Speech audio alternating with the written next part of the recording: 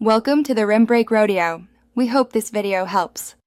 In this video, I will explain how to cook Guyanese chicken curry. First, you'll want to marinate 2 pounds of chicken.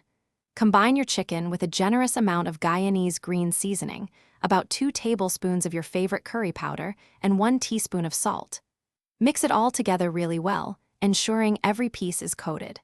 Let it sit for at least 30 minutes, or even better, overnight in the refrigerator for deeper flavor. Next, let's build that incredible flavor base. Heat 2 tablespoons of oil in a large pot over medium heat.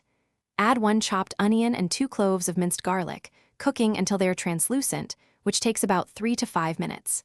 Then, stir in 3 tablespoons of your curry powder, letting it toast for about 1 minute until it becomes wonderfully fragrant. Finally, add 1 chopped tomato and cook until it breaks down, forming a rich, aromatic paste. Now it's time for the star of the show. Add your marinated chicken to the pot, stirring it into that fragrant curry base. Cook the chicken for about 10 minutes, allowing it to brown slightly and absorb those initial flavors. Then, pour in 2 cups of water or chicken broth, bringing the mixture to a gentle simmer. Add 2 medium-sized potatoes, peeled and cubed, then cover the pot and let it cook for 20 to 30 minutes, or until the chicken is tender and the potatoes are soft. Almost there. Once your chicken is tender and the potatoes are perfectly cooked, it's time for the finishing touches.